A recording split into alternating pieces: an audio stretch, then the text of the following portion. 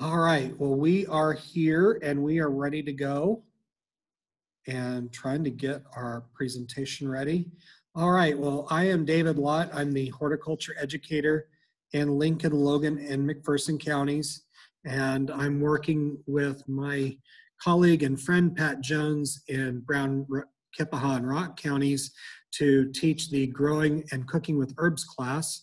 And I am the first half of the presentation where we're talking about growing with herbs, and some of it specifically growing in containers with herbs. And so you have two different publications that were emailed out to you. One was from the University of Missouri Extension, and the other one was from Utah State Extension. And so they give a lot of great information on growing and harvesting herbs and what they were used for, and the different kind of cultural practices, whether you're in a container, a raised bed, or a traditional garden plot. So this is going to be kind of fun to talk our way through and show you how to do a container herb pot indoors and to get it to grow. So we're going to get started here with, why do you want to grow herbs? Well, the first thing, it's fresh.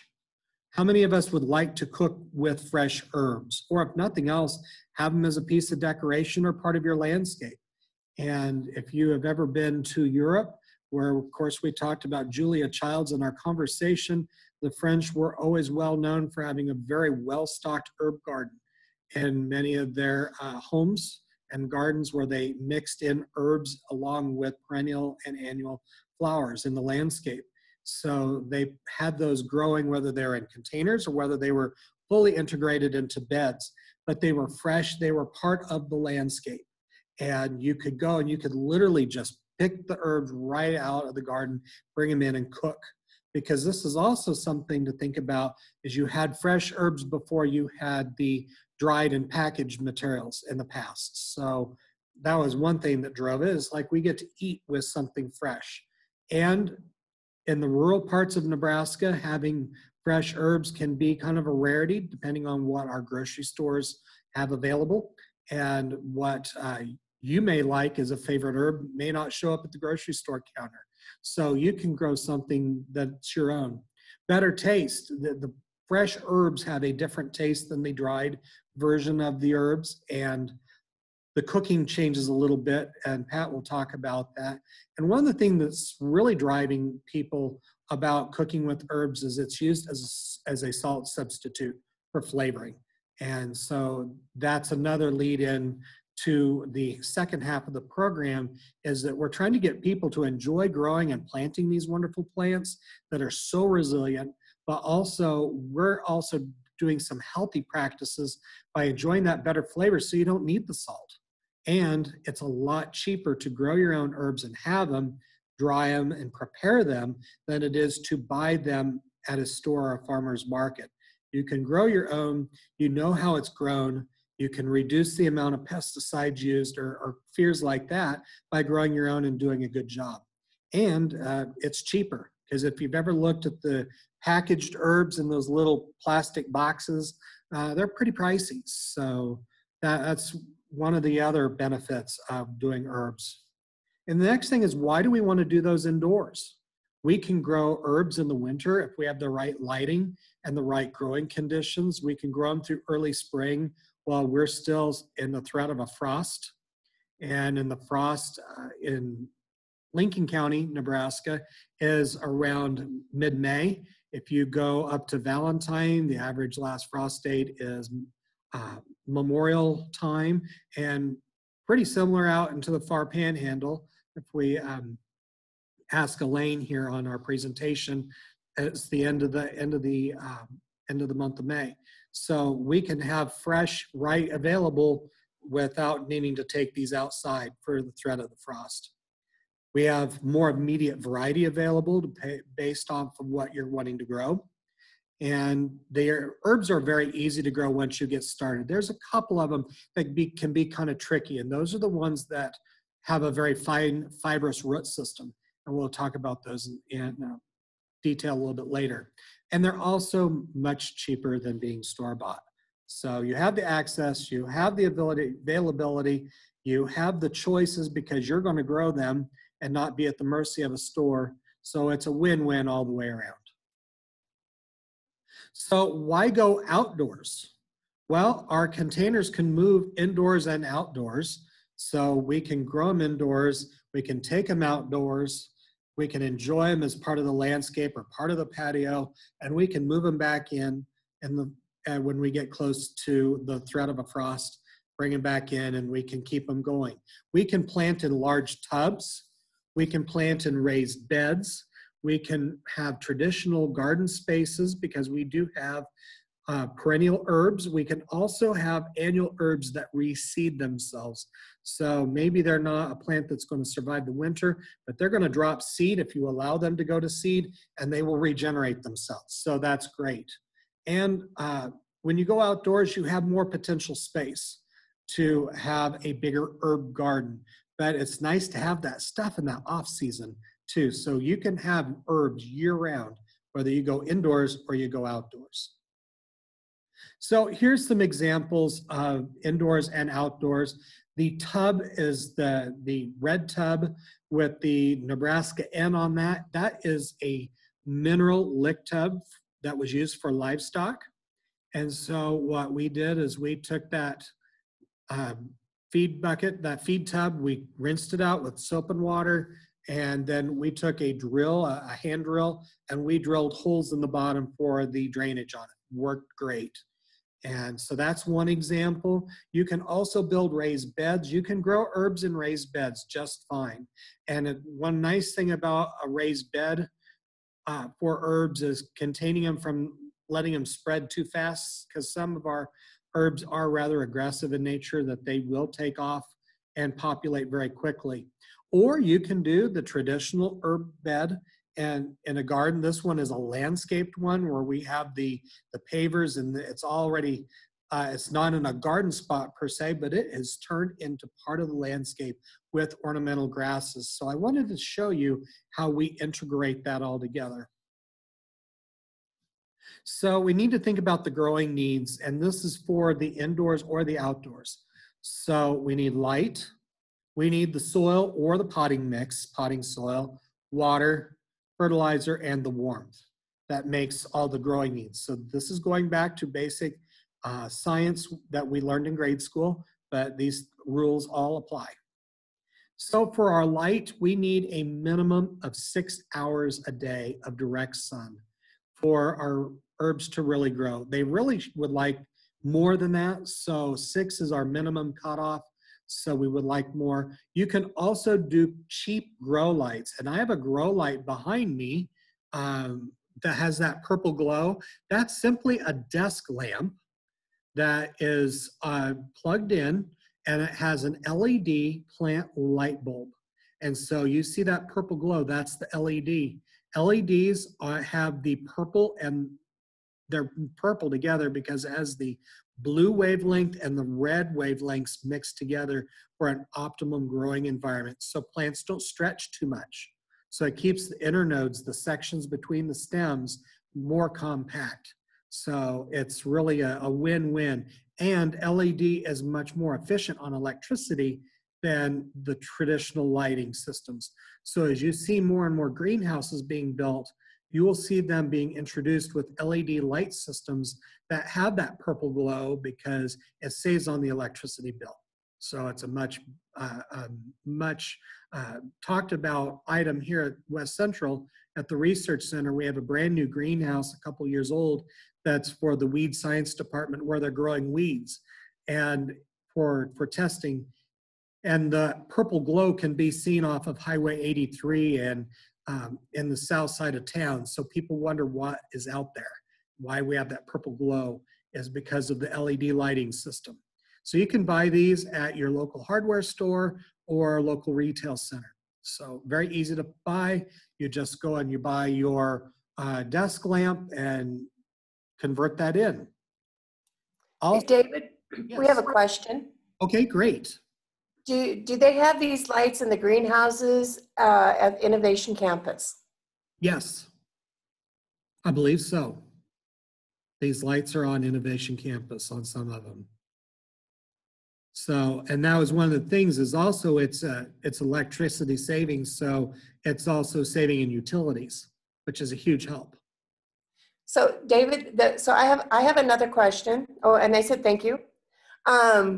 So where are these light bulbs available at? I mean, can you like get them at Walmart or Target or True Value, or where would be the best place to find them? Any of those work. True Value, Walmart, Lowe's, Home Depot, local hardware stores, because you can get some of the plain ones that are not LEDs yet, but most of them have gone to the LED for grow lights for plants. So you can go to any hardware store for the most part and get them, or home improvement store, which is like your Menards, Lowe's, Home Depot.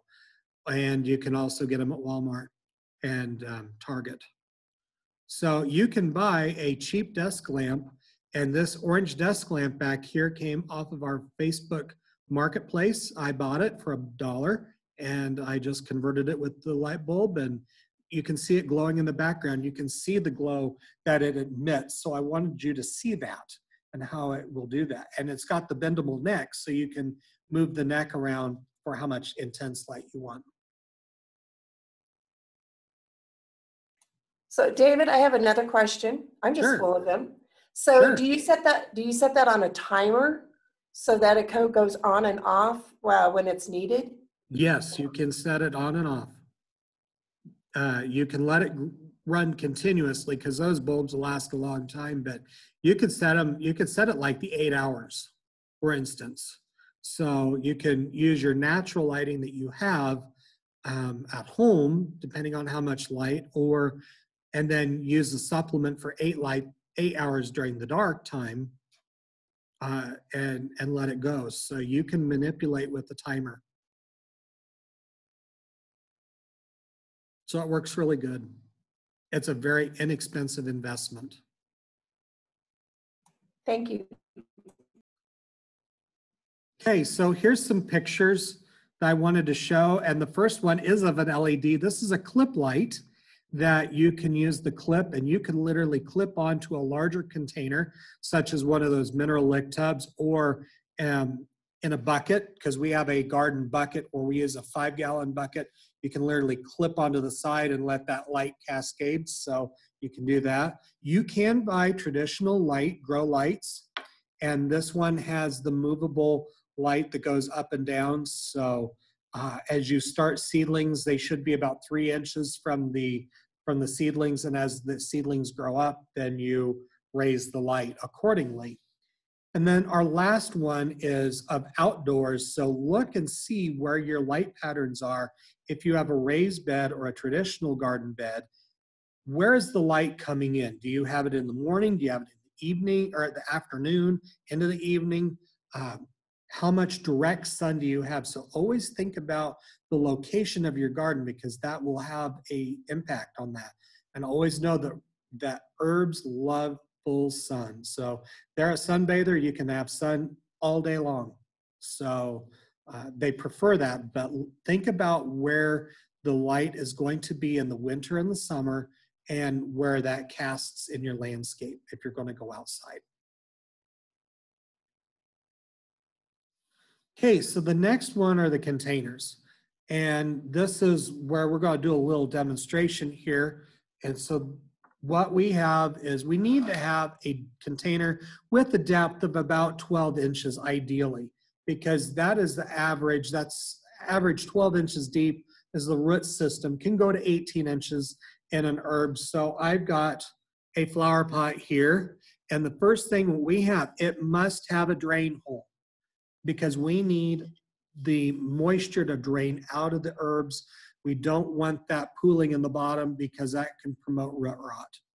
And so that's really nice where the containers like this is something you can have. You can have your drip tray that matches it, and you can have it inside without everything draining out on you on accident. You can also have it set up where it comes in and out without any problem. If it's a bigger one, you can put them on those plant dollies, and you can literally roll them out or roll them in. Works great. Very easy. You can have containers made out of plastic. They can be ceramic like this green pot here. They can be metal because I've seen many wash tubs turn into herb gardens. Just know that anything that's cast iron or stainless steel or galvanized is going to get hot on the sides, and so it's going to drain out really fast. We'll talk about or dry out really fast. We're going to talk about watering too. So another perk is that it can also control aggressive herbs. And the one family that we really talk about when we talk about aggressive herbs is the mint family.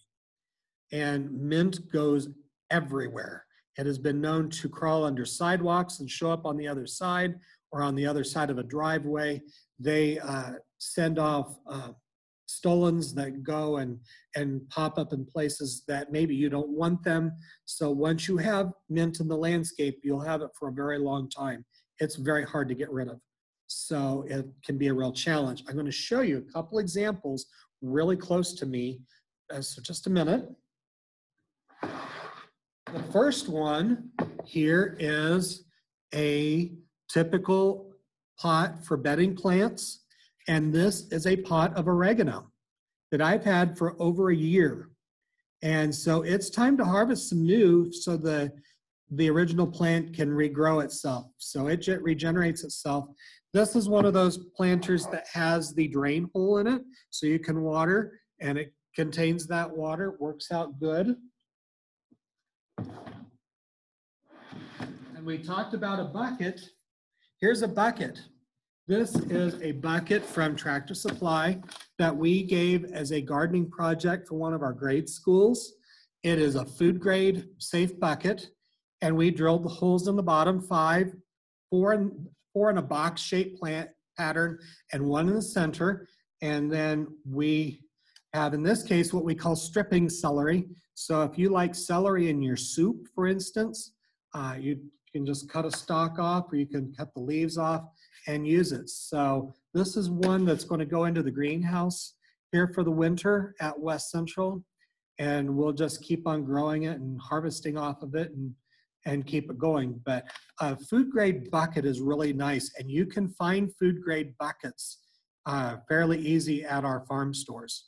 So Orscheln, Tractor Supply, Baumgars all have those. So always look for a food grade bucket. It's better to use one of these brand new than guess on any other plastic bucket that may have had some other chemical residue in it on accident. So we have our bucket as well.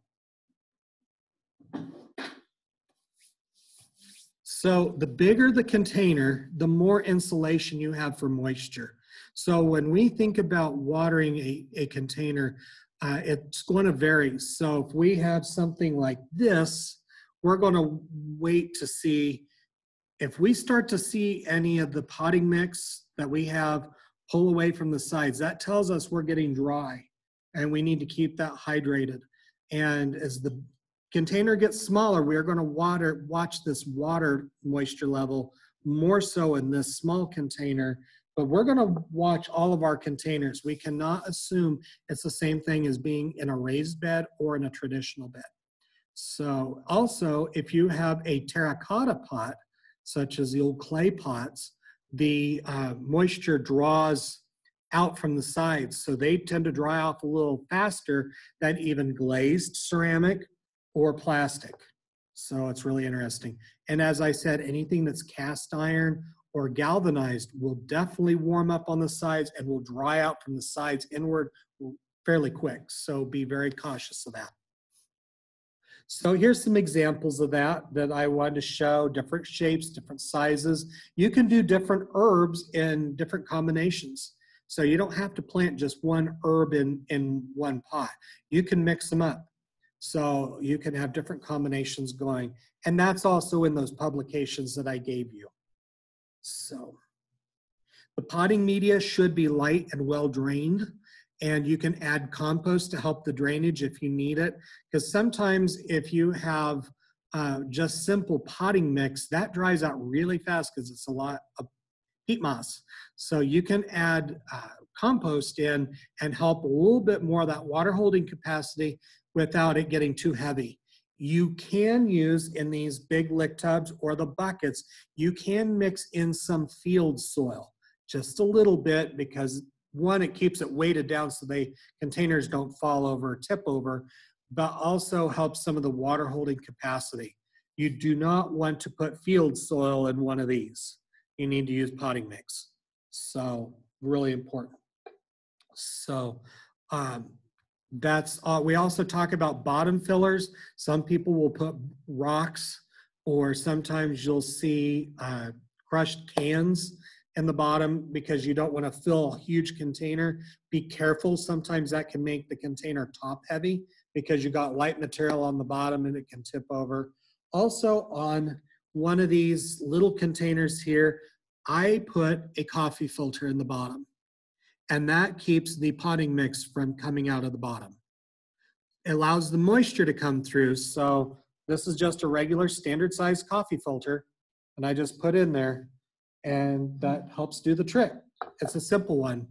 We do have to be careful when we put rocks in containers because it shortens the drainage.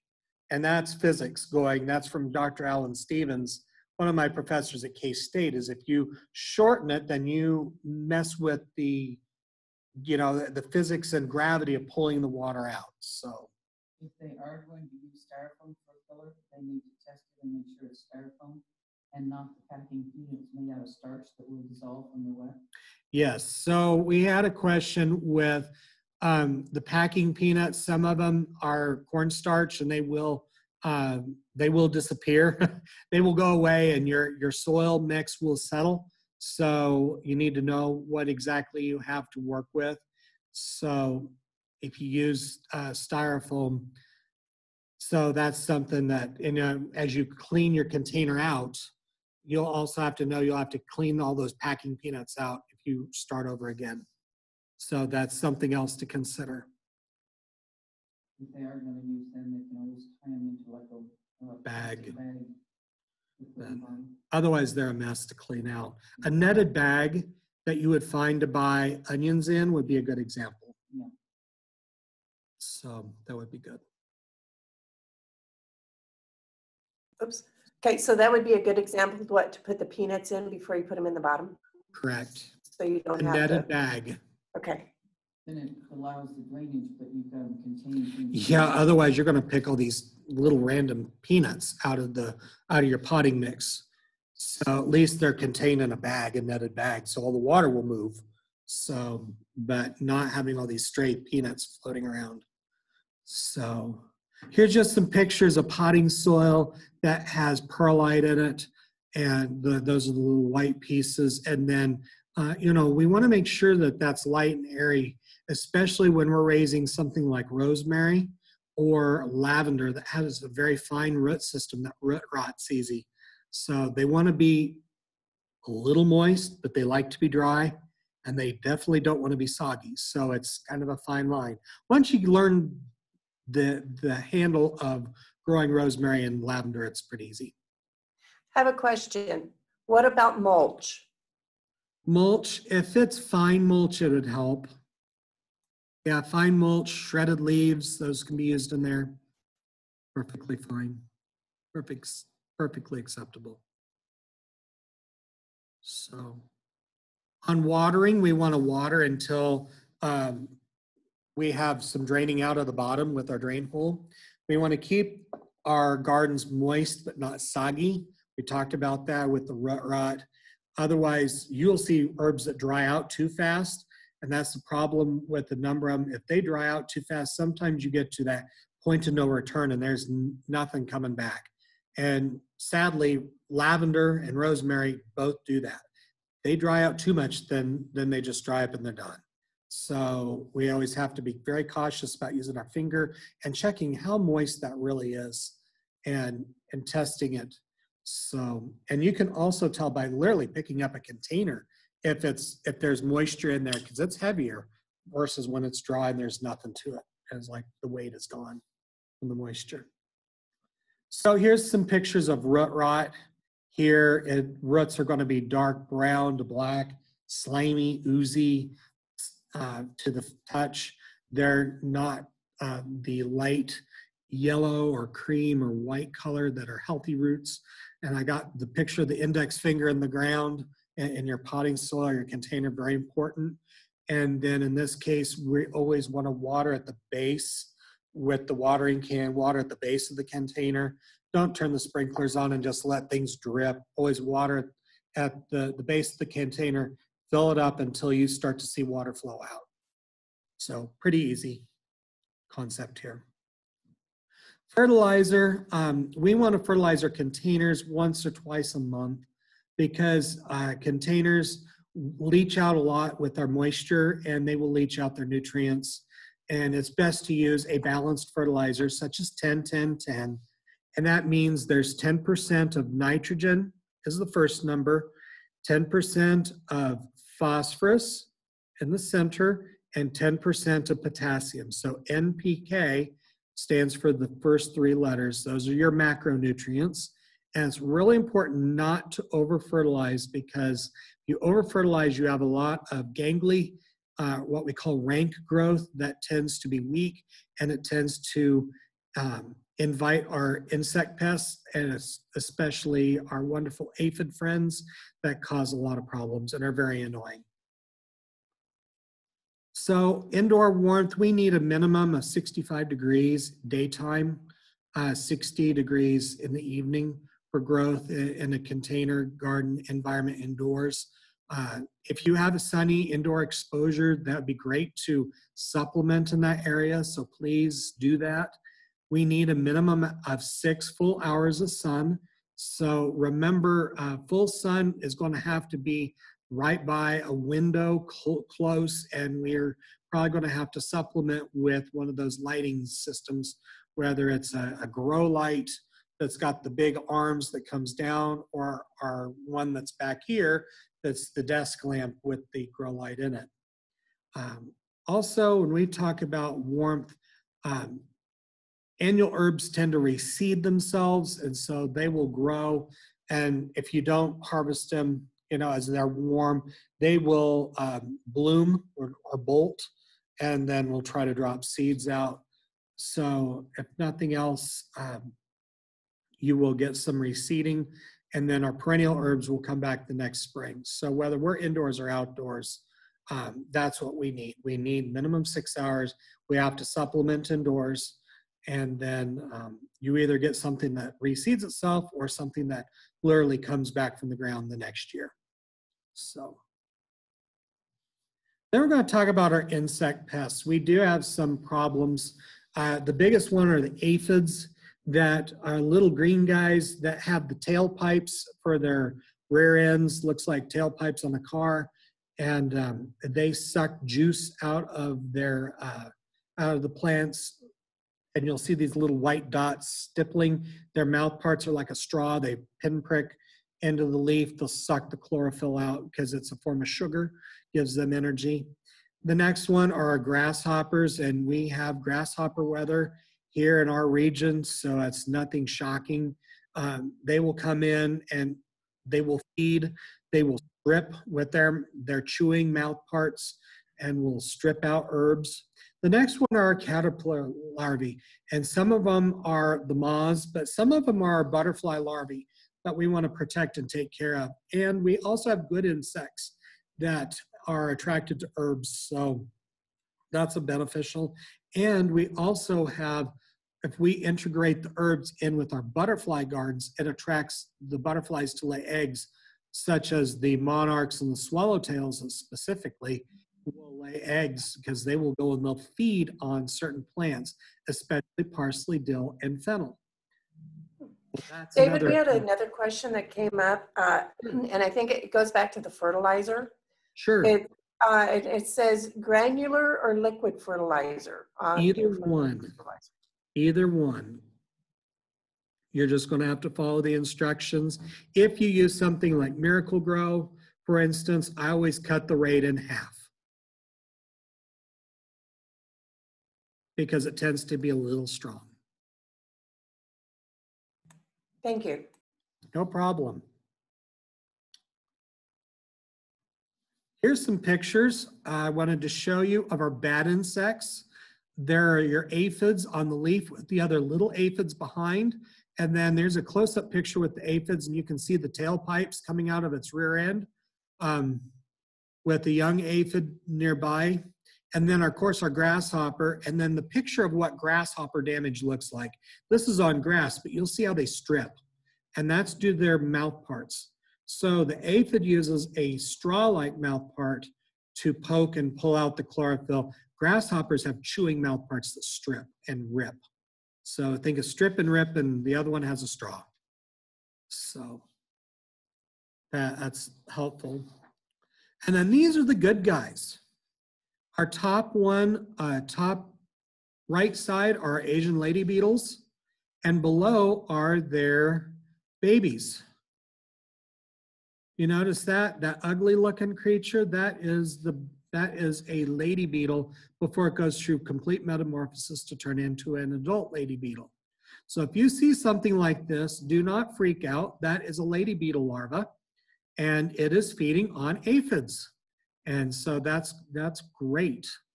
The one on the upper left-hand side with the big wings is called a green lacewing, and they're known as an aphid lion. So they will go after our aphid population as well. The bottom two on the bottom lower left are the beneficial, or the butterfly larvae. The one clear to the bottom left is the swallowtail on the parsley. And so that's one of the perks of having parsley in the garden, is they love eating on parsley and dill. And the next one, of course, you see with the adult is the monarch. And you see what the monarch larvae looks like as well. They look kind of similar, except for the swallowtails have some dots instead of full stripes. So if you see these butterfly larvae, you want to take care of them. So they're our friends. And then, of course, two of our best beneficial friends that feed on aphids are Asian lady beetles and the lacewing. There's also a brown lacewing, but the green lacewing is really a nice friend to have around as well.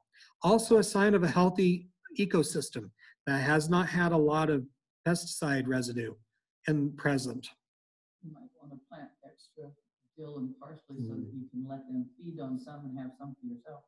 The comment is you always plant extra, because you let them chew on the dill and the parsley and the fennel, and then always have enough extra to keep for yourself. So we have a garden here at the extension office in North Platte. We leave the dill just go crazy, and we always attract butterfly larvae, and we have people at canning time come and pick the dill for canning season, because we do not use any pesticides in the garden. So, disease problems. We have few natural diseases related to herbs. We do have the potential for blight when herb gardening is too thick. The herbs are too thick. There's not enough airflow. You could have some of that. You can also have the root rots, different types of them that are soil-borne if we have containers or garden spaces that doesn't have a lot of natural water drainage. So it's really important, especially with the rosemary and lavender. Those are the two that are always very susceptible. But we don't have a lot of problems with them. If you need an insecticide, you need to use one that is labeled for vegetable and herb use. If you need to use an insecticide, but remember, a spectricide such as Sevin or malathion kills all insects, doesn't target the bad ones, and knocks everything out. So be very careful on what you use and what you use it for. And so if you have a specific insect problem, let's find out what insect it is and what we can do with it first, without going straight to Sevin or malathion. Okay, our next ones are planting. You can do seed spacing, and of course, you're going to look at your seed label. So here's a picture of a seed label here, and you can see exactly what's on here. For a container, it says 3 plants, and you want to sow them very thin and only cover with a light dusting of soil. And then thin where you have them 6 inches apart. So this is for parsley, for example. Here's a parsley picture. There's the parsley. So this is, always remember to read what's on the label. It says also it's 40 to 60 days to harvest. So it's important to read all the stuff on here, and it'll tell you when to sell by and when to use. Also, some of the seeds are going to be very, very small. And so there's a couple tricks you can use. One of these is a little seed planter here that I bought here at Tractor Supply. You can buy them in most garden centers. It has a little dial here where you take the lid off, put the seeds in, and the openings to this vary by seed size. So you can change the dial setting to the size of seed. So you can go from 0, meaning there's going to be no space left out, to 5 for something that's big. So the seed for cilantro, for example, is fairly large, so you can use one of the larger ones. If you're going to use oregano, which is tiny, tiny, tiny, tiny, you would use a 1. Also, with those tiny seeds, you can take the seed that almost looks like dust, and you can mix them either with super fine sand. Some people use cornmeal. I have, this is oatmeal, dried oatmeal. So for instance, we're going to open our seed packet of our parsley. So we're going to literally plant a container tonight. Open our container up of seeds. And you can tell when I show up my hand, they're not very big, are they? Not very big. That's the whole packet. So we're going to mix our seed in with the oatmeal. This helps space them out a little bit, evens the distribution out. If you've ever bought a seed for petunias, petunia and begonia seed is mixed in with the play sand. So it's very small. So I'm going to dump my seed here in the planter, mixed in with our oatmeal, and I'm going to select the size, probably a 4 opening, so that can come out, so it'll be more evenly distributed. And I'm going to put the lid on. The next thing is I'm going to take my container with the coffee filter. So I'm going to put that on my lid here. And I have some fresh potting soil that I have wetted up, so it's ready. So I'm literally going to put potting soil in my container. It's much easier to use moist potting soil because we have this fine seed that we're going to go on planting with it.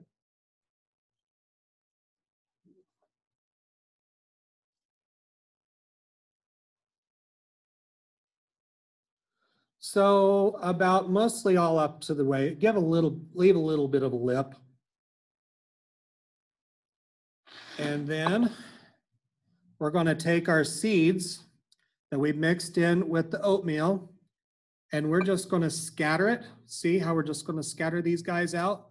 And this gives us a more even distribution of the seeds in this little container. So it looks like this. And that gives you a little bit better visual idea of where the distribution was, because the oatmeal is lighter in color than the seeds. Because the seeds are in there and they're present. Then we're going to use just a small handful of potting soil, and we're just going to gently crumble it on top. It's really easy to plant seeds too deep on herbs, especially these little guys. So now we have our container, a little bit on top. You can still see where the oatmeal is. Oatmeal in this case serves as kind of a marker, if you will, of where that area where the seeds were.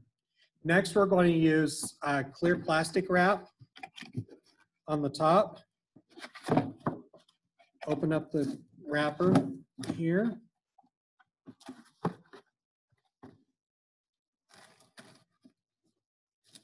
And make sure you get enough for the container.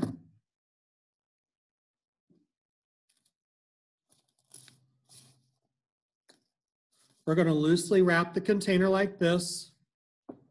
And then we're going to tape it down on the sides with, you can use regular tape, you can use masking tape, whatever you prefer.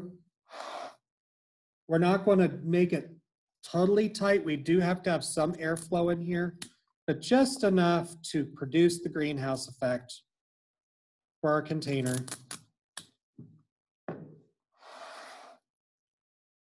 What I found out worked best for me in my greenhouse situation, David, was after I scattered that seed on top, was to take a little dry potting soil to cover it with, and then just mist it with a water bottle. You can use a water bottle of mist on top, and I just crumbled on mine on top. So there's a couple different ways of doing it, but this is what it looks like now. So you've got a full container ready to go. Now I just need to place it on your drain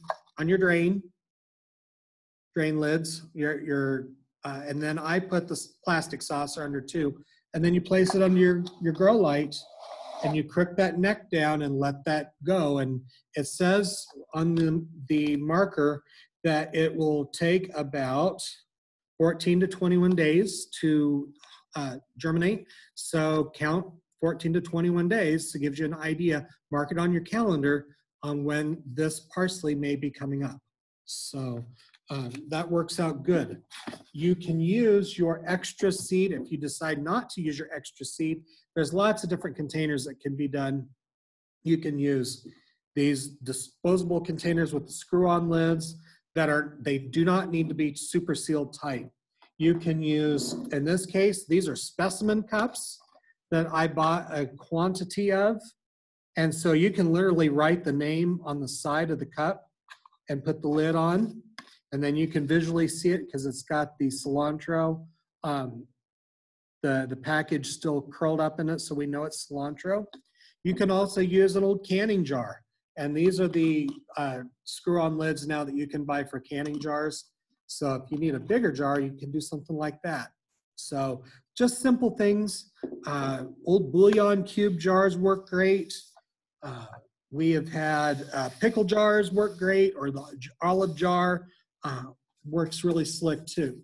So you can also, like we talked about, we need to thin these out. So as our seedlings get really thick and they're going to come up, we want to thin them out so there's more spacing because we don't want them to crowd.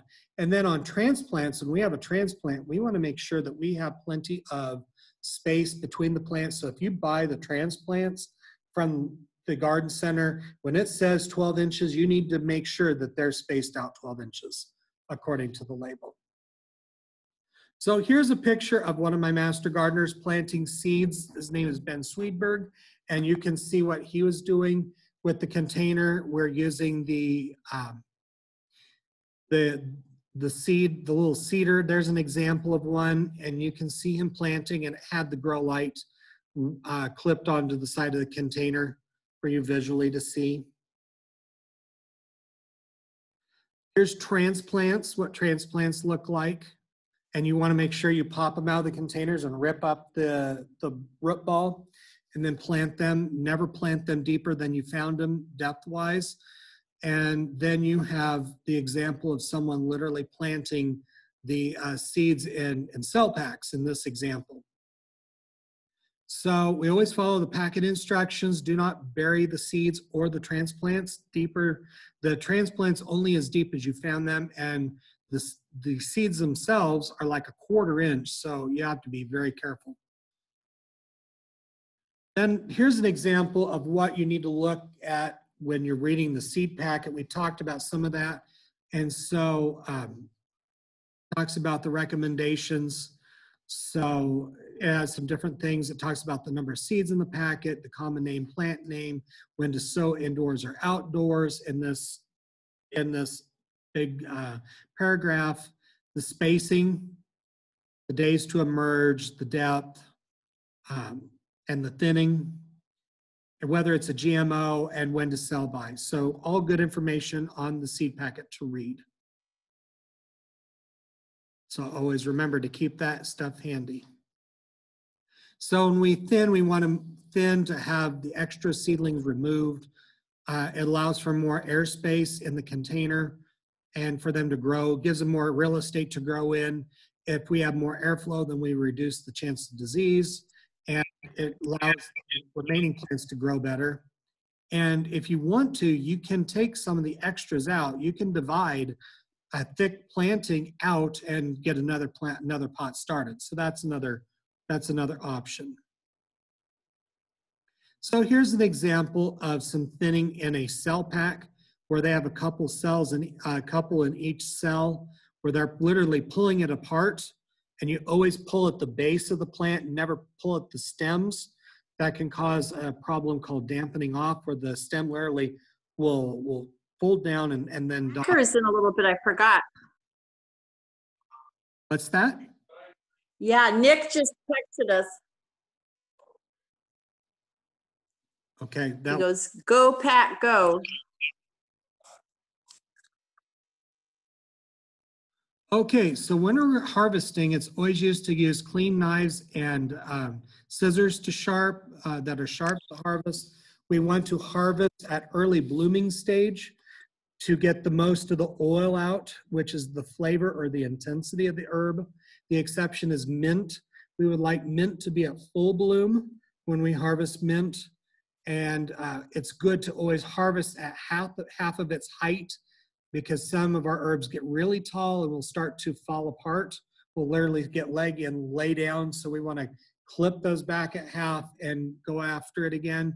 On our annuals, you can leave just a few inches left and it'll regenerate.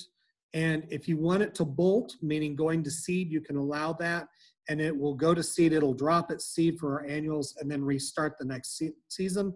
And when we harvest herbs, we don't want to harvest them in a sealed bag. We want to have some air circulation going, because that can lead to moisture buildup and rotting in a tightly sealed bag. So that's really important. Pat will talk about how to harvest and doing the cooking part on her half. So here's some pictures of someone literally cutting in half, cutting it down in half, and then a picture of cilantro here in the bottom right with the plant, and then what the plant looks like when it bolts, produces a little white flower. And if you let it go, it'll continue to drop your seed, and then it'll be done for, you'll have some extra goodies for the next season. It'll drop some new ones. And so in our case, with our oregano, you can literally go back down to the base. You can see the base plant here.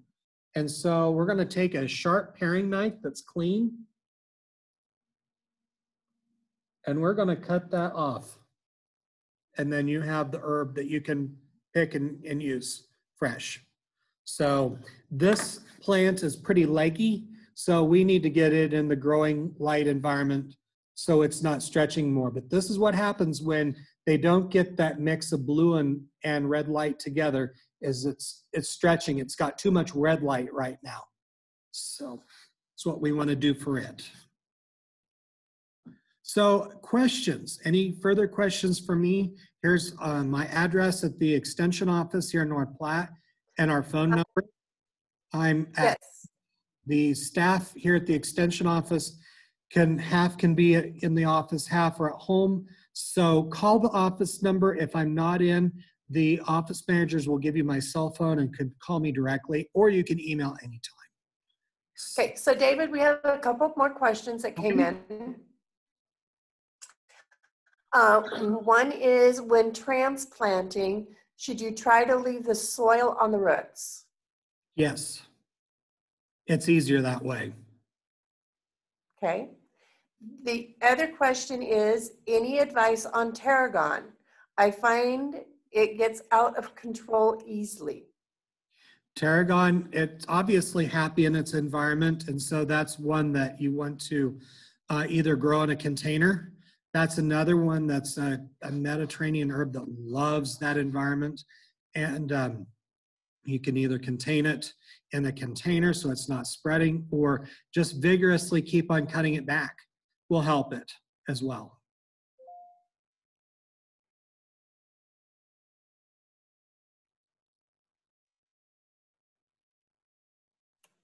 Okay, thank you. Those are all the questions I see on our chat. Okay, If you so have any more questions, go ahead and pop up. yes, and what we're going to do, Pat, would you like a 5-minute break? And then for you to get set up, or are you ready to go? Pat, you're muted. If everybody needs to stand up and stretch, get the blood flowing a little bit, and then we'll continue. So yeah, Okay. just a couple minutes. Let's give us about 4 minutes, say, and then that'll give us just enough time to stretch if we need a bathroom break. And we'll let that gets Pat up front, and then I'll moderate her questions.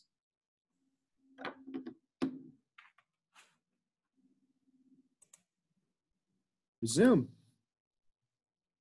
Okay, so welcome with Cooking with Herbs and Spices for Health. I'm Pat Jones, the Food, Nutrition, and Health Extension Educator for Nebraska.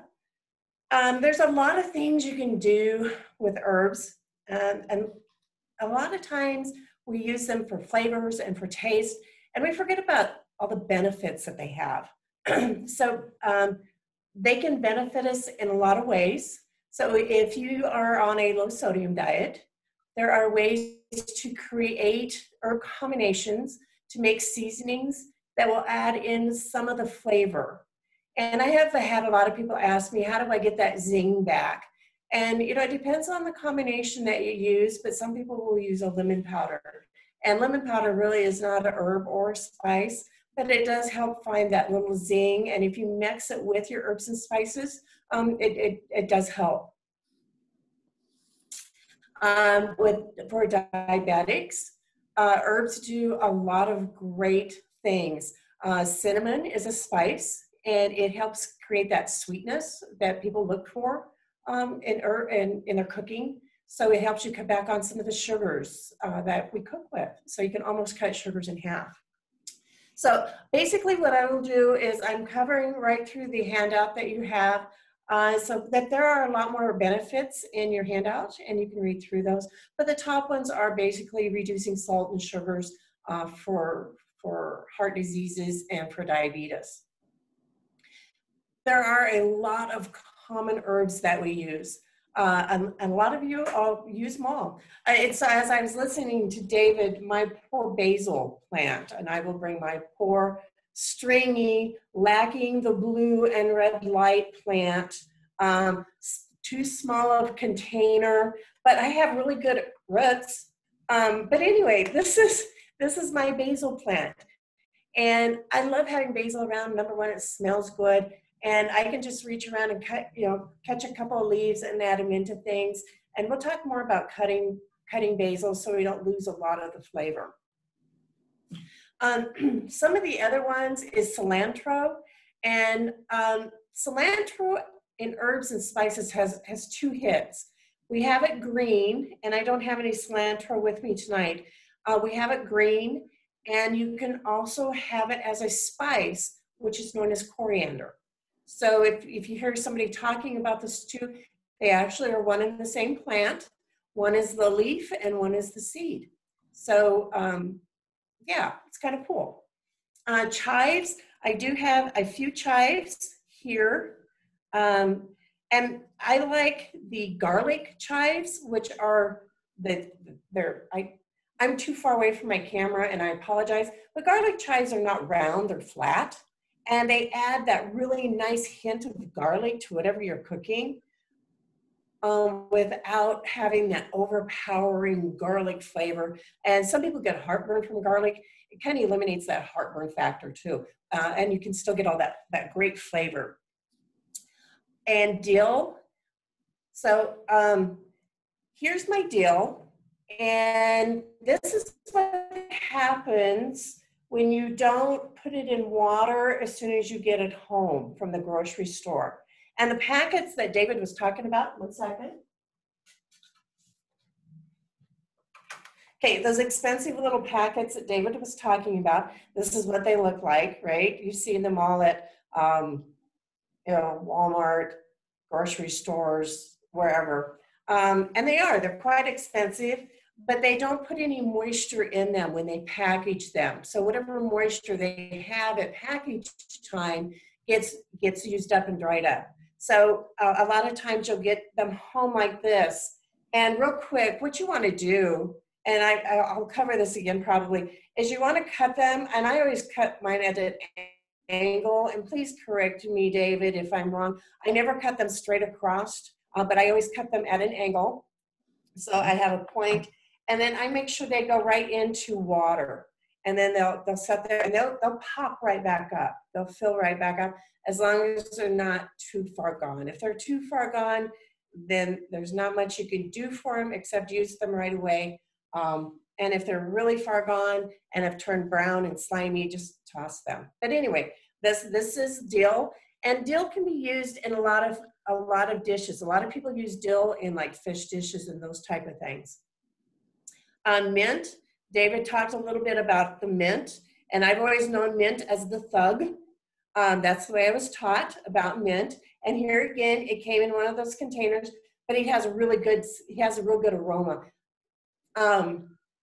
If you know anything about herbs, the smell, it's that wonderful smell. When you go to buy them in hothouses or nurseries, don't be afraid to pick off a piece. Just nip the leaf and eat it.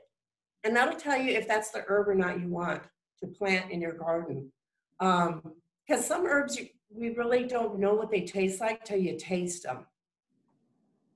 And oregano is a common one that we use a lot of, especially if you're doing any type of Italian dish. So this would be the oregano. And here again, to smell them, you just warm them up a little bit, and they give off that oily, that smell, and it comes from the oils that David had talked about. And I'll just cover a few more. I have sage here also. Sage is great, not just around Thanksgiving time or Christmas time, but I was telling a friend of mine that I grind my own sausage. I buy the pork roast, and I will crystallize it, cube it, throw it in my food processor, and then I throw in my sage and salt and pepper, and that's all I do to it. And I have fresh sausage. It's awesome. So from there, and a rosemary. Rosemary is a fun plant. I like to pet rosemary because it leaves a really good smell on my hands, and it's soft. Some rosemaries are harsh. When you get ready to take the seeds off rosemary, I always jump around a little bit, so I apologize for that. But you pet it backwards, and it will strip them right off. And so then you have all of your lovely, lovely leaves. And then when you get ready to cut them, you don't have to worry about the stems. The stems can be used to skewer things on because they're nice and sturdy, and they'll send that aroma on. So if you're doing like a kebabs, you can put thread meat on there and just different flavorings, and it will pick up that rosemary flavor. This one here had to be shoved into one of those little containers, so he's got a little bend. He's not real happy. Spices. Have you ever, if you've never had fresh ground pepper, it is heavenly. It tastes nothing like the ground pepper you get in your store. And so to grind them, it's real easy. I just use a coffee grinder. It's just real handy. In fact, as earlier, I had to grind a few things, but it's super easy. You just throw in what you're going to grind, and you grind it to the consistency you want, and you'll have great spices.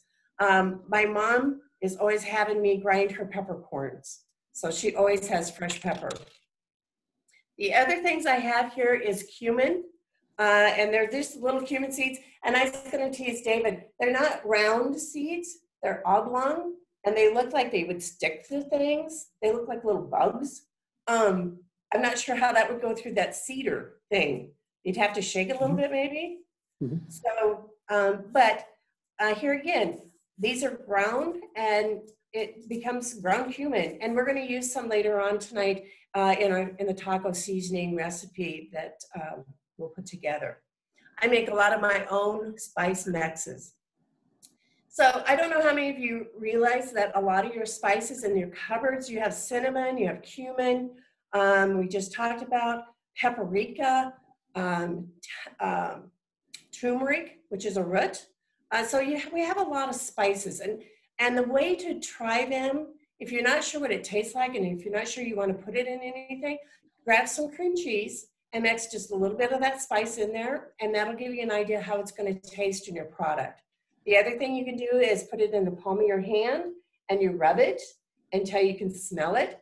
And when you smell it, it'll give you an idea of what that spice is going to taste like. That's also how you test to see how fresh they are. So basically what you'll do is you just take a little bit of your spice, your ground spice, you put it in your hand, you rub it around, and you smell it. And it'll give you a real nice smell if it's fresh. If you don't smell anything, then you need to get you need to freshen up your herbs and spices because all the oils have dissipated. From the common things, we're going to talk about how to use your herbs in recipes. Basically, if you have dry herbs and you have, or you have, I got a mess here. If you have dry herbs, such as, I'm going to pick on sage, or if you have moist herbs, let me just grab some here. So when sage is dry, it looks like it's webby. It looks like some bug got in there and it's just kind of stuck together, but it's not, it's okay. And when you get ready to use either a dry or a fresh one, all you have to do is remember 1 part dry to 3 parts fresh. So if you're using a teaspoon of dry, then you'll need 3 teaspoons of fresh in the product to give it that same flavor. When you're doubling a recipe, do not double your herbs. They'll become overpowering. And most times when we double a recipe, we just go through and double everything. What they suggest on herbs is that you do just 1.5 times. Don't do the full 2. So if you have a tablespoon, you'll just want to do 1.5 tablespoons if you're going to double that. When you're adding herbs to soups and stuff, rosemary can be added earlier because it's what they call a hardy herb. It's tough. Things like basil, my poor little basil plant here, this needs to be added at the very last minute. So you shut off the fire, you're just about ready to serve. So you'll toss in your basil, you'll stir it in, let it steep for maybe a minute or so, and serve it up. It will not last, and it will not handle a long lengthy cooking time. So like if you're doing stews and soups and things like that. So those are kind of a couple of things you just kind of want to keep in mind when you're cooking with herbs. What is a hardy herb, and those are going to be your tougher ones, and what is a tender herb. So those are the kind of some quick ways on how to use herbs and spices in recipes. When you're getting ready to store them, so you've had a really good crop of herbs and spices, and you want to know how to store them for the season. One of the things you can do, and I'm going to pick on this basil plant. And yes, David, I have to do something with my poor plant. He needs help. So anyway, I'm just picking up a couple of these. And what you do is basically you start with like 5 leaves and you will stack them. And this works really well for basil. This works also really well for sage or anything with big leaves. And then what you do is you roll it. You roll it like you would a cigar. You just roll it up. And one of the suggestions that they have when you are cutting basil or sage or these tender herbs is you can use a knife. And a lot of people want to get happy and just, and you watch TV and how they go chop, chop, chop, chop, chop, and then go and if you look at their cutting board when they're done, it's green. So you've lost all of that chlorophyll flavoring, and it's been left on here. So you do the cigar roll, you roll it up, you get it nice and tight. And then you can, what they call it is chiffoning. And so you just basically set and cut it into nice little strips. I don't know if you guys can see this, but just nice little strips. If your knife skills challenged, which a lot of times when you're dealing with this cigar type roll up, you can take your scissors, and I prefer the scissors because I can go a whole lot faster. And you just cut it into little strips.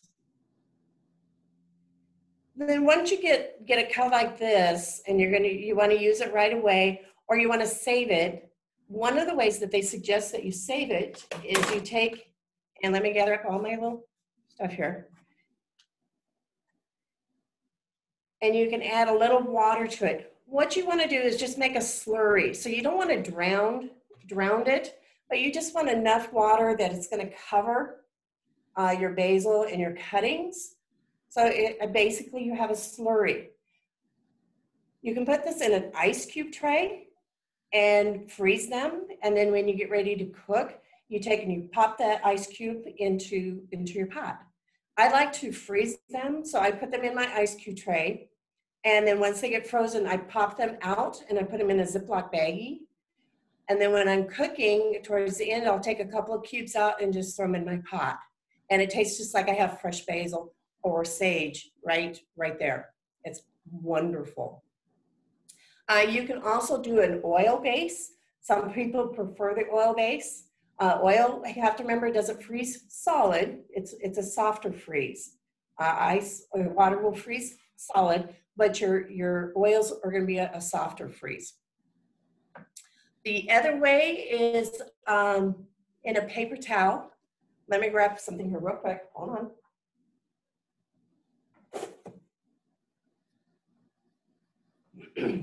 Okay, so remember I was talking about earlier, if you would take, like when you get these in and you take and you cut the end off like this. And if you take a paper towel and you wet it and lay it out. And then what I do is I kind of do what's called a diaper wrap. And so, and I'll hold this up here in just a second. I place it in the middle, and then I'll pull one end up and over, and then basically roll that paper towel around the end of my herb or my spice. And then it can set in a container I'll just set it in like this. Then you can just set it in your refrigerator. And if I would do that now, this here will kick right up. It'll pick up all that moisture and pick up. So I'll just let it sit here. I don't know how long it takes. I'm not a horticulturist, but I will put that in my refrigerator. And next time I look in the refrigerator, it'll be full, ready to go. The other thing people need to realize is when you're storing these plants, this is a sage, and it can be refrigerated. It doesn't have any ill effects in being refrigerated. If I would take and do the same thing with my basil plant, it will turn black. They don't like to be cold. Basil likes room temperature. So on a basil, you would do the little diaper wrap and put it in a glass and set it in room temperature because they don't like to be cold at all. Paper towel, fresh cut. David talked about fresh cut. I usually use scissors instead of a paring knife, so I get a nice clean cut on my plants when I go out and harvest. And I'm one of these, I grab and go like this. Right, wrong, or indifferent. I don't know. How do you harvest your herbs, David? Usually with the knife or the scissors, go down to the junction where the stem goes to the leaves and clip right above that. Very good. Yeah, because like I said, I'm not a horticulturist, so it's like cutting hair. Excuse me. I'm just getting over some allergies. When you're drying herbs, there's a lot of things that you have to be really careful of. I made the major mistake before I knew any horticulturists, and this was before I was in extension. I took my beautiful plants and I hung them up. I put pretty ribbons on them with a bow, and I hung them in the window because they look pretty, right? So I had white bleached out herbs. There was no color. There was nothing there. There was no flavor. Everything had dissipated. So I learned that if you take a brown paper bag and you put this inside the brown paper bag and you tie that brown paper bag around it, that brown paper bag allows it to get air movement. And then as these dry and the leaves fall, they fall into that brown paper bag, so you don't lose your herbs. If you don't do the brown paper bag thing, just make sure you hang them in a darker spot. Don't hang them in the sunlight. Yeah, I'd never had bleached out herbs before in my life. They were white as my shirt is tonight. So when you're drying them, the other thing you can dry them is you can put them on a tray and dry them. And when they're dry, you can shake your tray and these can come off. It's great. You can also put them in a food dryer. So if you have one of those dryers and it has all the trays in it, you can lay these in there and you can dry them in a dehydrator.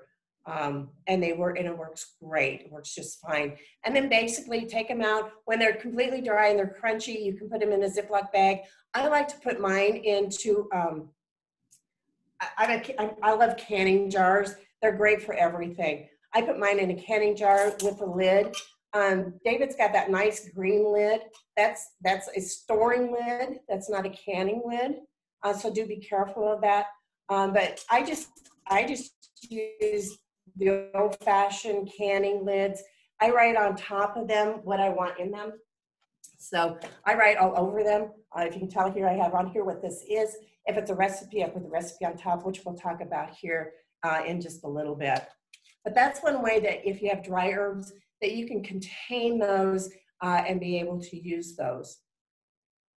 We talked a little bit about freezing herbs. Make sure you label them. When they come out of the ice cube tray and you put them into the other bag, write down what you have. So if you have basil, or if you have sage, or if you have chives, or whatever it is, make sure you write on there. Because you can do chives the same way. Just slice them up, put them in that water base or that oil base, and they freeze beautifully.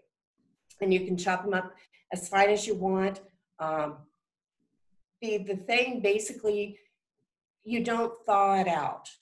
I mean, you know how sometimes you put things in the refrigerator, you thaw it and then you use it. This, when you freeze herbs, they go from frozen right into the pot. You don't take any downtime to thaw them. Otherwise you have mush.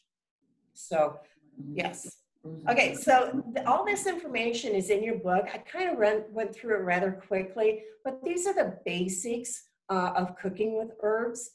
Don't be afraid of them.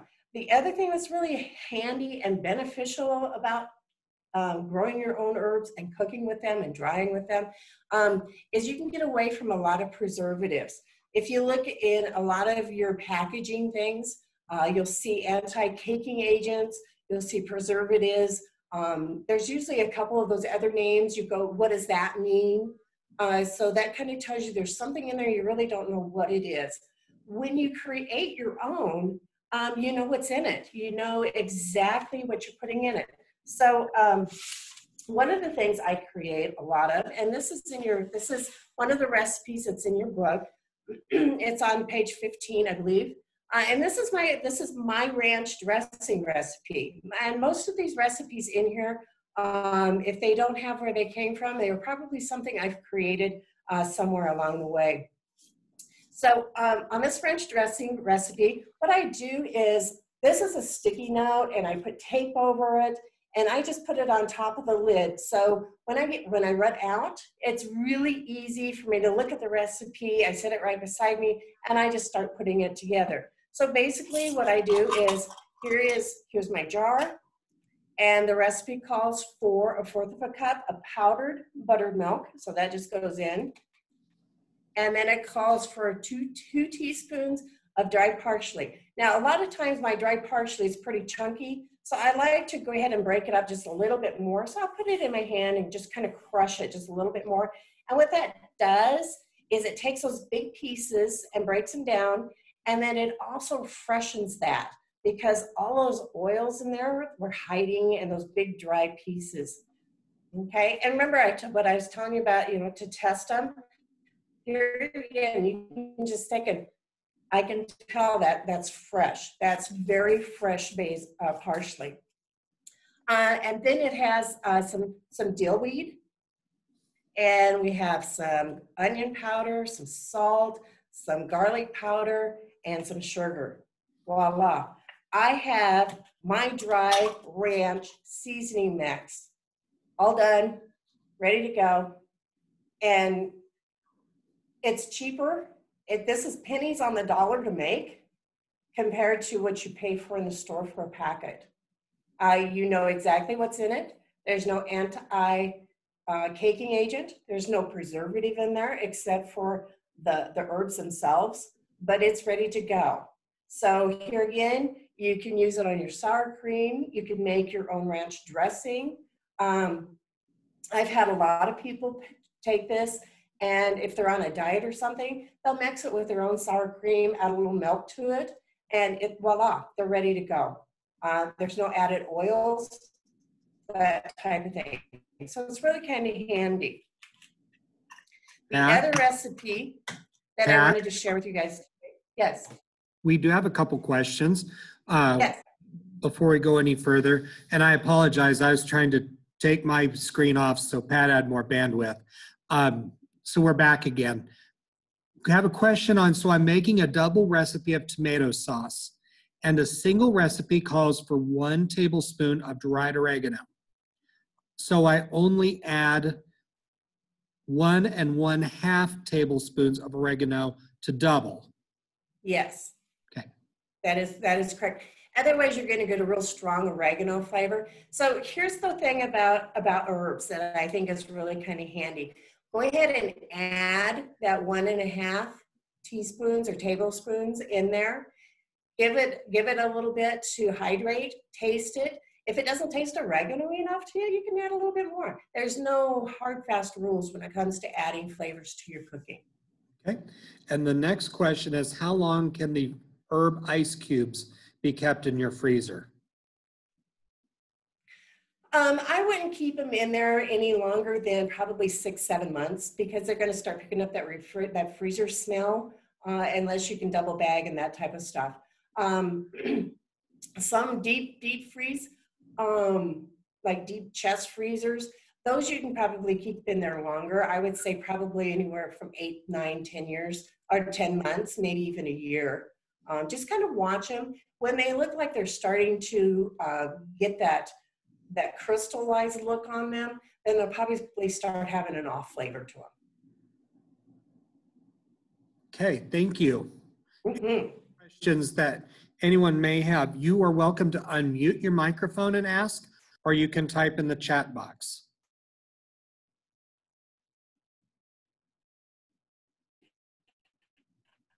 So making your own, is there a question? No, not to my knowledge. Okay. This is a real quick, easy, and you can use this during the holidays. Basically, this is called rosemary garlic cheese spread. And a lot of people call these pinwheels. They go together so fast, so easy, and it seems like everybody just loves them. I'm always just amazed. So basically what I have is, I have 8 ounces of cream cheese, and I wanted it real soft, so I ran it through the microwave just a skosh to soften it up so I can work with it. And here again, I love these kind of recipes because they're dump and goes. You don't have to stop and saute anything. You don't have to stop and do something special. You basically dump and go. So here we go. We have Worcestershire sauce, and we have garlic. I have some fresh dill that's been chopped, and I have some fresh basil, and I have some oregano. Thyme, I didn't have a thyme thing, so I'm leaving thyme out today, and I've already put in the rosemary. So here it is, that's it. We'll mix this together, super easy. I'm sure a lot of you have already made this. Some of you probably didn't even realize these are just herbs in here. It's super easy. These can be herbs in your cupboard. These are all dried, or they can be fresh. Just remember your measurements. Tonight I'm doing fresh. I have made this with dry and just let it set, and it's just wonderful. So then it doesn't take much. And you just spread this onto a tortilla. And if there's something you don't like in this stuff, nothing says you have to use it. You can leave it out, put in another herb or spice that you like, that you enjoy more. I tell people with herbs and spices, let your creativity be your guide. There's no hard, set, fast rules. This is how we create recipes.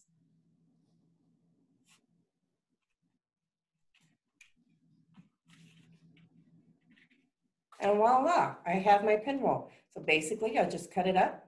My roll's kind of dried out because it's been sitting out here a while, so it's not going to roll out nicely, but easily done. And this is in your book too. It's called the Rosemary Garlic Cheese Spread.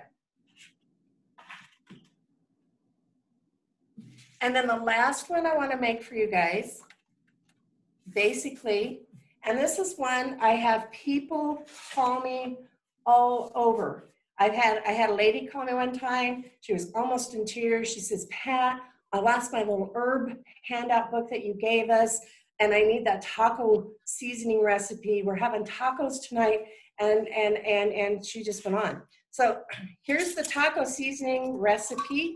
Here again, it's in your book on, oh gosh, I can't see the page number, 16. It tastes just like the ones you get in the store. So basically, it is a tablespoon of chili powder, garlic, onion, cumin. I had to crush my cumin tonight, so I know that's fresh cumin, and cayenne. So a lot of people don't realize you can make your own cayenne from red pepper flakes. You see them at, if you go to Pizza Hut, those red pepper flakes that they have you put on, grind them and you have cayenne. So here's some cayenne that's going in there. I got to catch up with my oregano. Paprika's in there, and cumin, paprika. Okay, they're all in there. So here, this is my taco seasoning. Shake it up, and it's ready to go. You have homemade, fresh. You don't have to worry about what's in it because you know, you put it there. And it's probably something you grew. It's ready to roll. And it smells just like a taco. It's awesome. So don't be afraid to play with any of those spices and stuff. Add flavors, delineate flavors, adjust flavors. One of the things that's really kind of handy about herbs and spices is a lot of times we have kids or elderly people that don't like to drink enough water or fluid, especially in the summertime. And so you can do a lot of water flavorings with it. So just get you a jug of water. And my favorite is to take an orange, cut it in half, squeeze that orange into there, and then make sure it's washed and throw the whole half the orange in there. With that half the orange, I have been known to add rosemary. And a lot of times when I add my rosemary, or things like this, I'll take and bruise it a little bit. Now, if you have a meat mallet, that works really well. I mean, you're not going to beat it to death. You're just going to bruise it. A lot of times you can use a knife handle. Make sure you're real careful. But you just go along and you just, what you're doing is you're opening up those cells and you're bringing those oils to the surface. So when you put it in that water, it brings those flavors out. And it just, there's something about orange and rosemary that goes really well together. You can do orange and mint. And here again, you want to bruise it. With mint, you don't have to use a knife on it. You can actually just take it in your hands and squeeze it and mush it and then stick it in there. It creates a great water. The reason I suggest doing it, especially for kids and elderly, especially the time of year they really don't want to drink anything, it's a thirst quencher and it makes you want to drink more. There's just something about it. It gives that water flavor. And not only does it give it flavor, but you're getting all those little minute things that go with it. So minute you really can't register them. But it's what a clean way to drink a fresh flavored beverage, basically. And so in the back of that book, there's a lot of different ways that you can do this. There's a cucumber one, there's a lemon and lavender, there's herbs and berries. I've used strawberries, and I believe it was sage. It was something quite unique. And here again, it came out, the flavor was just, I was surprised. It's like, who would have thought those two flavors would go together? So be creative. It's like, okay, this is what I have in the house, and just kind of, yeah, that might work together. And give it a try. It's water you're working with. But there's a lot of different ideas in the back of your book. The other things are that you can flavor butters with this. So a lot of people will, like when they're cooking steaks, they'll have herb flavored butters, or like in the mornings when they're making toast, they'll use an herb flavored butter on their toast. And the reason they use the herb flavored butter on their toast is because that eliminates the jellies that they probably would put on. And here again, that's a diabetic friendly dish. There's a lot of information packed in this booklet. It's just fun. Don't be afraid of herbs. Don't just play with them and pick one, highlight one and go, ooh, I'm going to play with this one for a while and see what I like or don't like about it.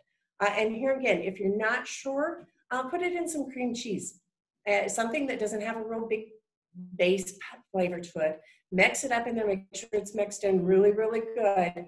And then that'll give you an idea how those oils will flavor out. So, all I can say is, take herbs and spices and play and cook and make your house smell just divine. So don't be afraid to play with the herbs. So that takes us to the next slide. So if you guys have any questions, do remember Pat Jones. My phone number is on the slide. And also my email address is also there. I have my cell and my office number listed because we are still in, I'm only in the office 1 day a week and I work from home the other 4 days. So that's why my cell phone number is there. So, but if you do call the office, our office manager will send it back to me. So it's not a big deal. Any questions? Ask away. This is your opportunity. Ask questions. We also have a poll. And so while anyone can ask questions and make this available, I'm going to set the poll out.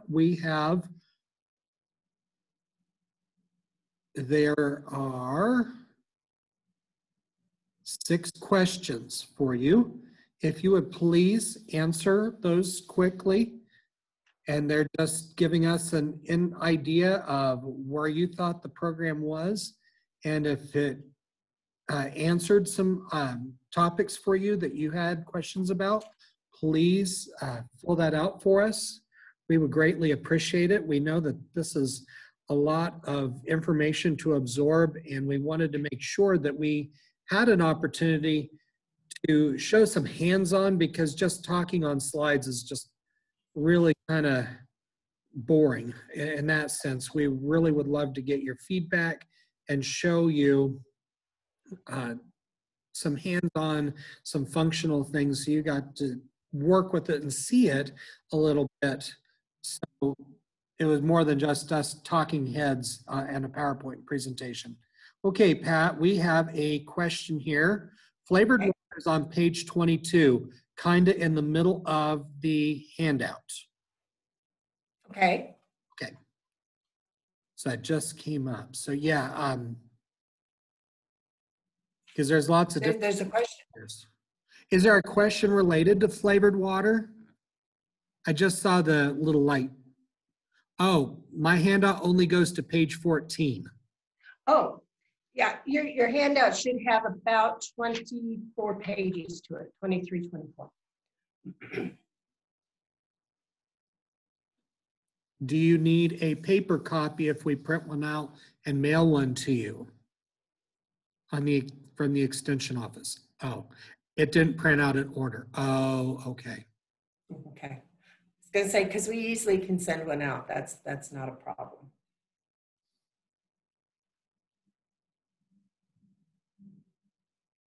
And please feel free, your surveys are totally anonymous. They're set anonymous, so we don't know who answered what. So, and be very honest with us, because this gives us information to help us whether we hit our target that we wanted or not for the program. And you can also send us an email message or a private message here on chat for feedback as well. Okay, we got another chat. Okay. Yes, please, it'll be easier to have one sent to us. Okay, I will do that. And Linda, can you send me your mailing address on email? And then we'll mail you a copy. Okay, the next question is, how about flavored vinegars and oils? Are they difficult to make? Oh, very good questions. So when you're working with vinegars and oils, vinegars are not a big issue because they have a real good acid base to them. It's like a vinegar, right? So it's about 5% acid. So that's not a big deal. Just make sure you wash and dry your herbs well before you put them into your vinegar. Apple cider vinegar is usually your better choice when you're trying to flavor some vinegars. When it comes to flavored oils, this becomes an issue. Do not, under any circumstance, open the bottle of oil and shove in herbs and close the bottle. The reason being is it's the kind of environment botulism loves to grow in, and you'll have a really big case of botulism. If you're going to do flavored oils, there is a specific way of doing it. So if you want to do oils, send me an email and I will send you directions on how to do that. But you have to be very, very, very careful when you're doing flavored oils because otherwise you end up with a bad case of botulism. The other thing on flavored oils, I always tell people, make sure you refrigerate them. Even though we see them in the stores on the shelves, we see cooking shows that keep them on their shelves. Refrigeration is the best way. And I know sometimes our oils turn solid and we have to get them at room temperature for them to soften up in order to use them. But that only lets them out in that danger zone environment for a shorter period of time.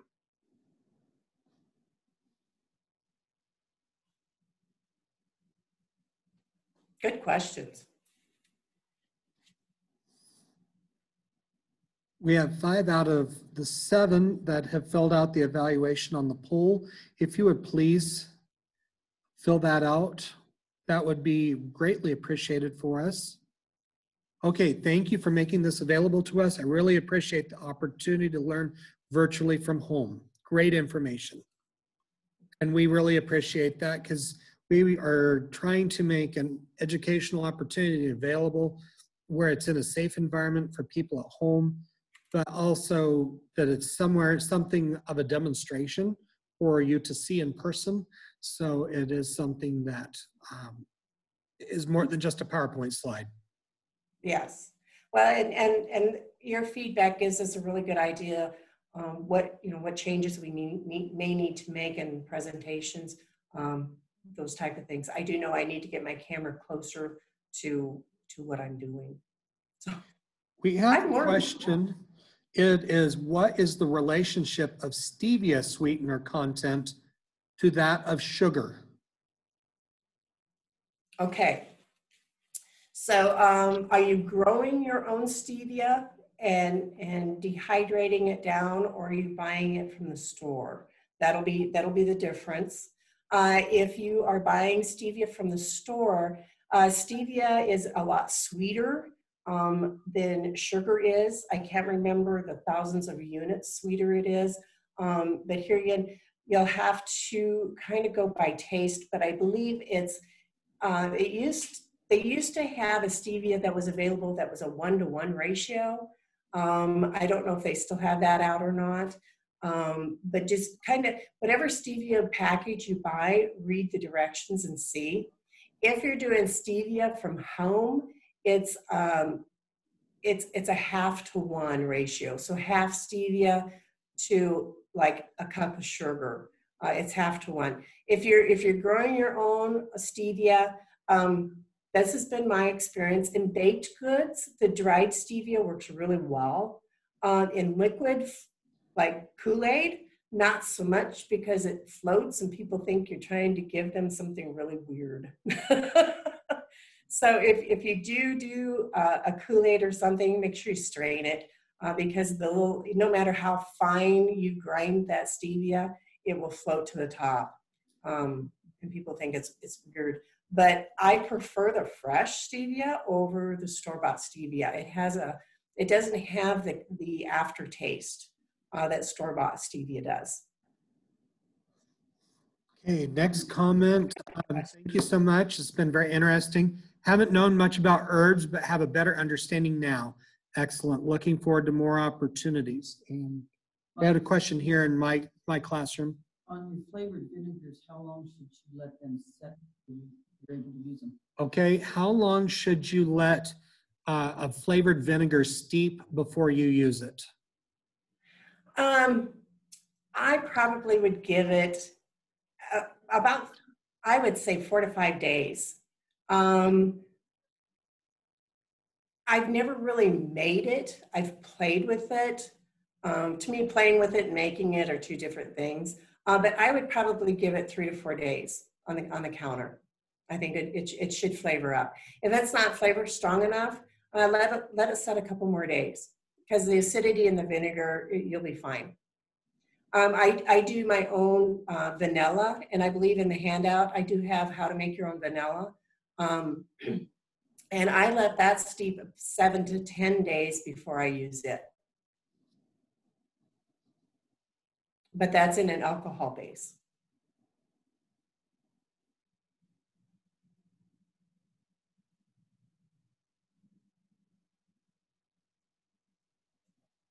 Oh, you guys have awesome questions. Okay, we got 6 out of the 7 have filled out the evaluation. If you haven't, please give us your feedback. That's greatly appreciated. And any more questions, you can send them on chat, or you can send them in the, you can unmute your phone or your microphone and call out too. So any which way you'd like to ask us, please do, because we love answering questions and helping people better understand. We hope that the handouts were helpful to you. And Linda, if you can email me your mailing address, we'll print a copy off and put in the mail to you tomorrow. David, I was also going to suggest when we open the screen back up after the poll, take your cell phones and take a picture of our contact information. That way it's not lost once the slides shut down. So that's just a real handy trick my daughter taught me. And so David has his information, this is my information. So when we take the survey down, and you just go ahead and take your cell phone and take a picture of it.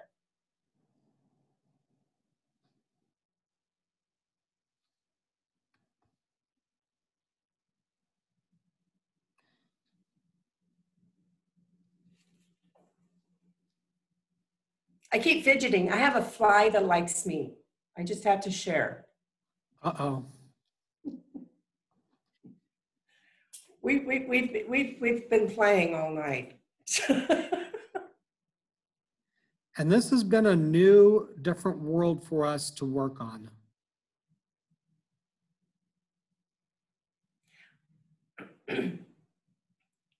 Out of curiosity, I don't know if there's any way to know, but has anybody taken an online video demonstrative class like this before? And how did it go also? I see a head shake.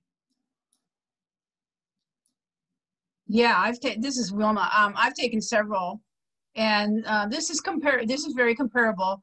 It would have been nice, Pat, to have you a little closer so we could see all your examples better, but you did a very nice job of explaining everything.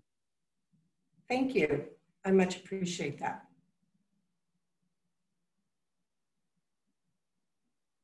Yeah, Pat, this is Elaine, and I agree with Linda. I've been on a lot of different Zoom meetings and things, and I don't know whether I've had any necessarily with demos. This was very helpful, but had we had your camera, like she said, just a little bit closer, and also David, and if we could have seen it full screen there for a while, we had you had one or the other of you had switched it over, so we had you full screen and not just in the gallery view. And so if it was in that full screen, we could see it more easily.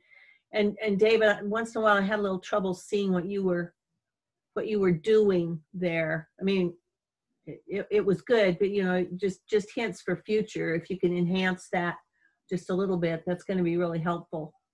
But Yes. It's great. I mean, that's such a great avenue of technology, especially with the times as they are. Appreciate it very, very much. Well, I appreciate your comments because this is how we grow. So your comments are openly appreciated. So thank you so much. Like I always tell David, go Nebraska Extension. You guys are the best. Well, you guys help us be that way. So thank you. Mm-hmm. Well, we hope that this would be a way of doing this. And Pat was farther away and I was right up front. So I was trying to figure out how can I back out a little bit with the screen and still being connected. So it's working and playing with the technology where people can see adequately enough because yeah, we were in gallery view and